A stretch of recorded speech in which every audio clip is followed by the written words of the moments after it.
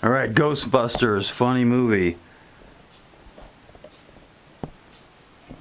Alright, I just got a shipment from SOG in. A couple of knives from them, and I'm going to take a look at this small one. Let's take a look at what I got here.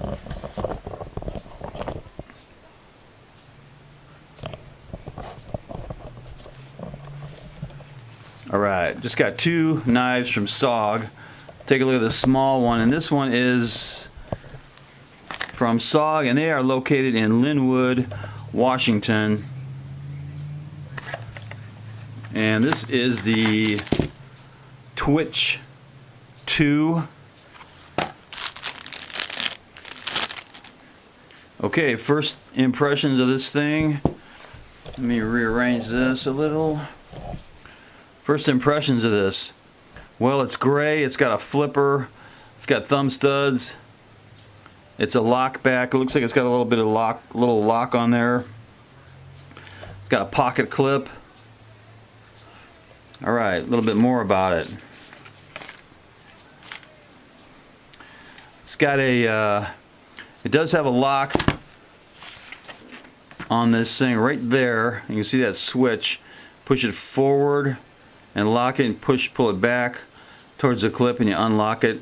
It's got a spring assisted flipper, and that thing shoots out of there really fast.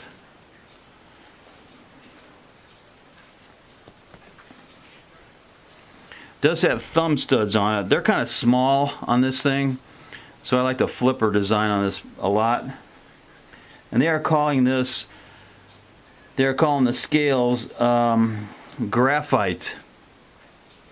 But I think it looks more like gunmetal gray. Let's take a look at the gun next to it. It's a little bit darker than gunmetal gray. I would call this maybe tuxedo gray. That'd be a better description of it. Anyway, the scales they're calling graphite, and they're hard anodized T6 aluminum. And the blade is AUS 8 Japanese steel. Full flat ground with a drop point. And let's take a look at the traction on this thing. Like I said, it's got traction on the thumb studs. It also has a little bit of traction on the lock and the blade release right here. It does have some traction on the flipper.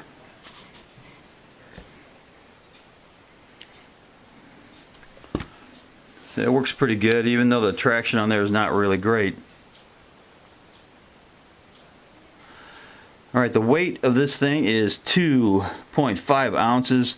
Overall length is just under 6 inches.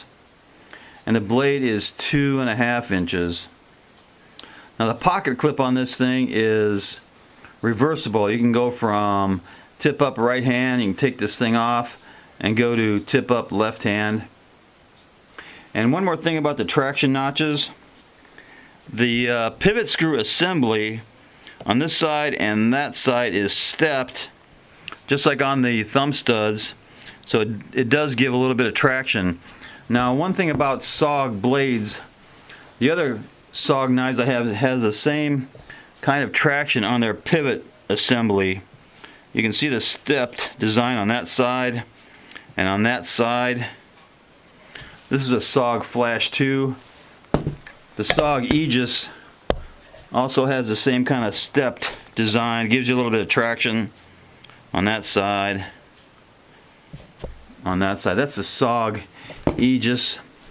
And I'm going to make one comparison for size to a really popular knife, and that's the Spyderco Delica 4. You can see that the Twitch 2 is, I think I measured it out to be about 1.25 inches shorter.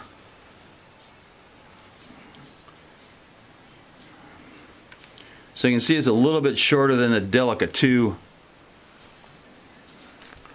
Or wait, that's a Delica 4. I don't think there's a Delica 2. Okay, I'm going to do a quick cut test. It came out of the box really sharp. Here's some pretty flimsy paper.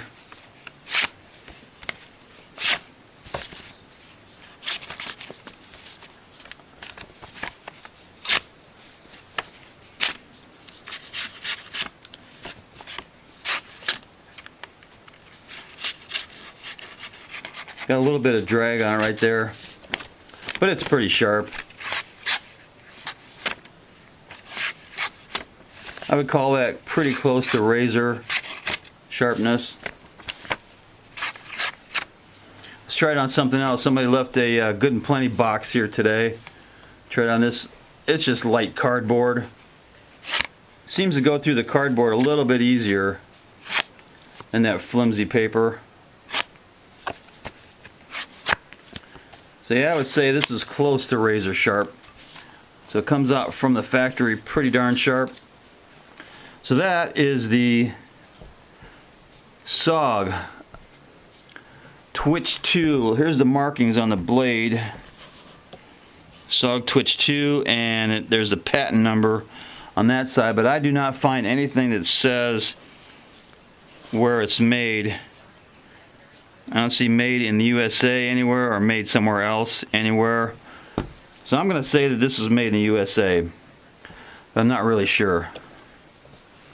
That's it. That's the SOG Twitch 2.